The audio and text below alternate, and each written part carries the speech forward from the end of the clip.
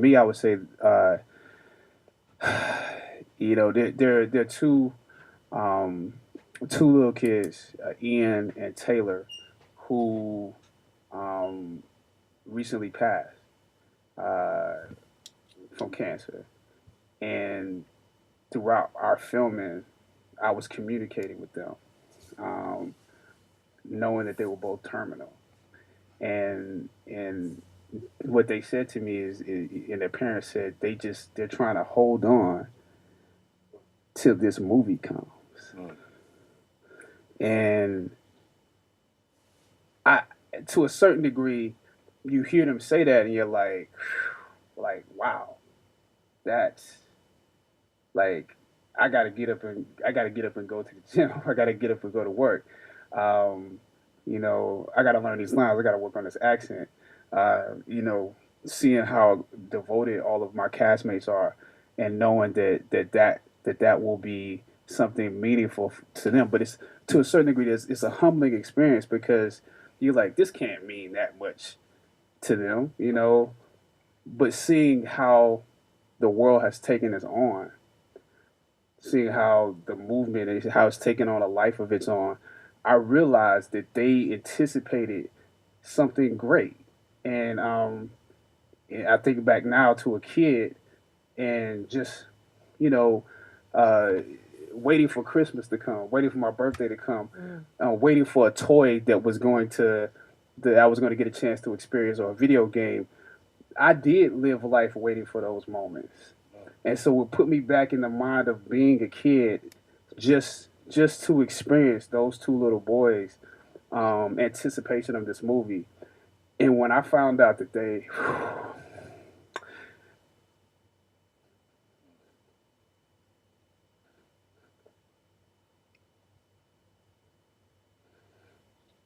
Take your time with it.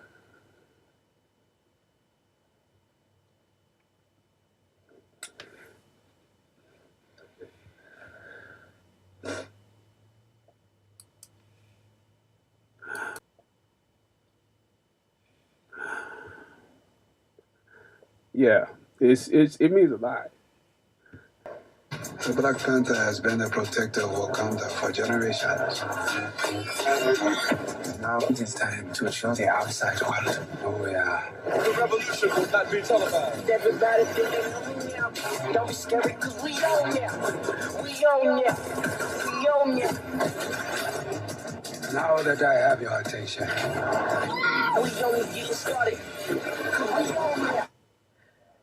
Okay, Marvel's The Black Panther is out, and spoiler alert, it's amazing. The film, which features an almost entirely black cast and a black director, is on track to pull in $194 million just this weekend in the U.S. alone. And with the success of this movie, will we see more opportunities opened up for creators of color? My next guest is fighting for that very thing. My good friend, Eric Alexander, is an actress. She's a writer. She's a producer from Color Farm Media, and she joins me now. It's always so great to have you on. It's great to be here, and this is a great Wakandan morning. Yes.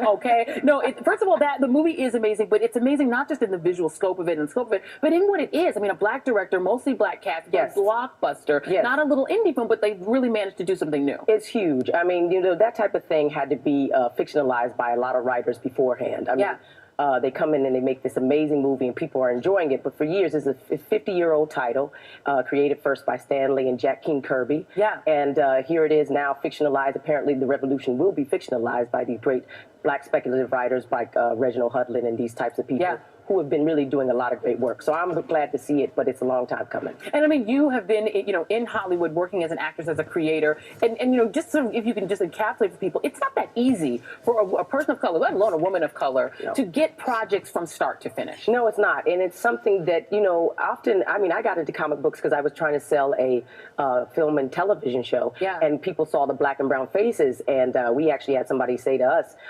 me and my partner, Tony Puryear, I do this thing called Concrete Park, said to our face, black people don't like science fiction because they don't see themselves in the future.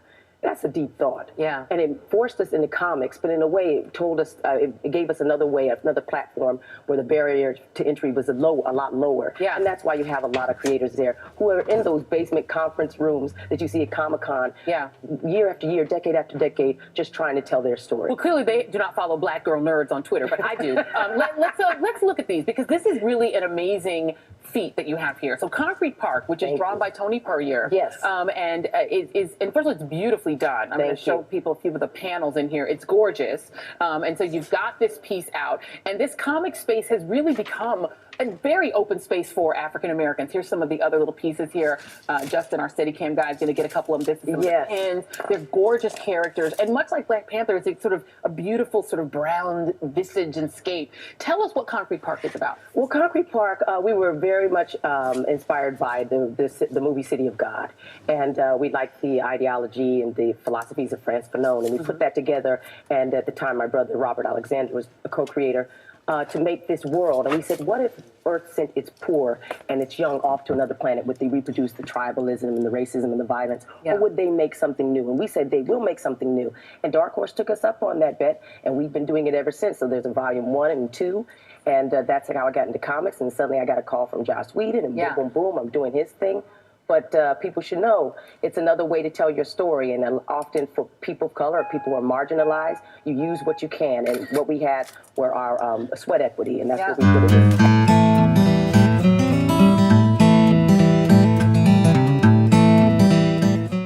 Uncle Tom, are you going to see the movie?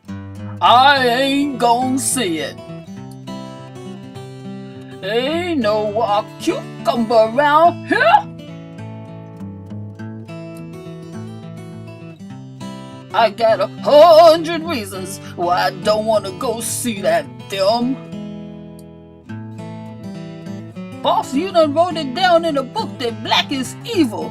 But guess what? I got bad news. I got bad news. They bringing Black Power back.